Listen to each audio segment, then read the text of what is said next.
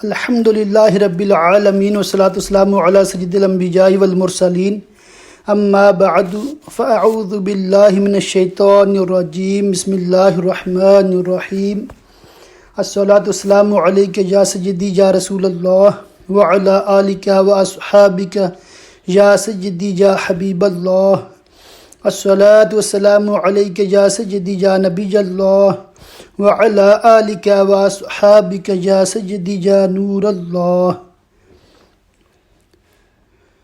تلخیص ابواب تہاوی شریف، کتاب الطہارت، باب نمبر 1، پانی میں نجاست کا گرنا۔ پانی میں نجاست گر جانے سے وہ پاک ہی رہتا ہے یا ناپاک ہو جاتا ہے؟ اس سلسلے میں 3 مذاہب ہیں۔ نمبر 1، حضرت امام مالک رحمہ اللہ کے نزدیک جب تک پانی کا رنگ، بو یا ذائقہ نہ بدلے پاک رہے گا۔ وہ فرماتے ہیں، حدیث شریف میں ہے، پانی ناپاک نہیں ہوتا۔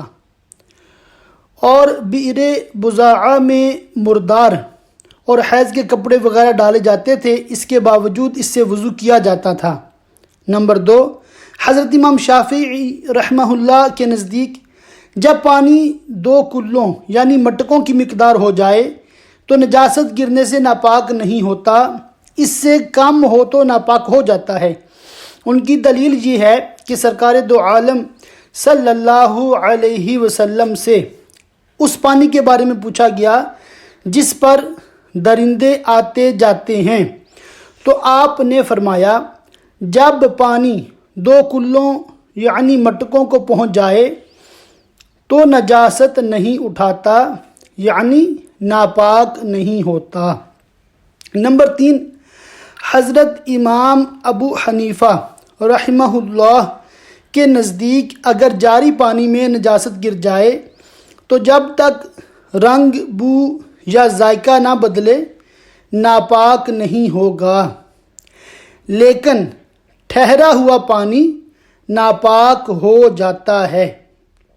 حضرت ابو ہریرہ رضی اللہ تعالیٰ عنہ سے مروی ہے، رسول اللہ صلی اللہ علیہ وسلم نے فرمایا، تم میں سے کوئی شخص کھڑے غیر جاری پانی میں پیشاب نہ کرے کہ پھر اسی سے غسل بھی کرتا ہے۔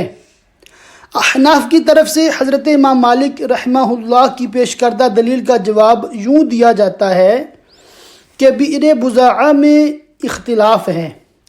ایک گروہ کے نزدیک وہ باغوں کی طرف جانے والا راستہ تھا، اس میں پانی ٹھہرتا نہیں تھا، لہٰذا اس کا حکم وہی ہے جو نہروں کے پانی کا ہے، یعنی جب تک رنگ، بو اور ذائقہ نہ بدلے ناپاک نہیں ہوتا۔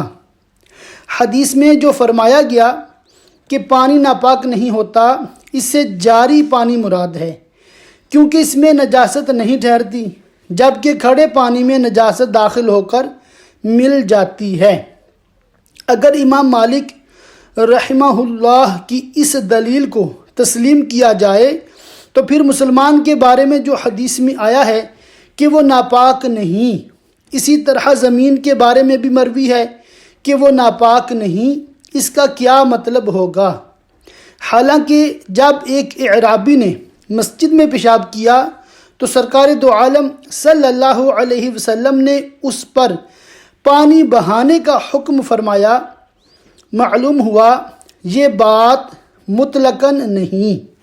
امام شافعی رحمہ اللہ کو یوں جواب دیا جاتا ہے کہ ان روایات میں قلتین کی مقدار بیان نہیں کی گئی، ممکن ہے ان سے مقام ہجر کے مٹکے یا انسان کا قد مراد ہو، کیونکہ جب 2 آدمیوں کے قد کے برابر پانی ہوگا تو وہ جاری پانی کہلائے گا۔ ایک حبشی زمزم کے کنویں میں گر گیا تو حضرت عبداللہ بن زبیر رضی اللہ عنہما کے حکم سے اس کا سارا پانی نکالا گیا۔ اگر 2 مٹکوں کی مقدار پانی ناپاک نہ ہوتا تو یہ پانی کیوں نکالا جاتا؟ اسی طرح کنویں میں چوہا گر گیا تو حضرت علی کرم اللہ وجہہ نے پانی نکالنے کا حکم فرمایا۔ بلی، پرندہ اور مرغی وغیرہ کے بارے میں اسی طرح کی روایات آئی ہیں۔ اگر کہا جائے کہ برتن کی طرح کنویں کو کیوں نہیں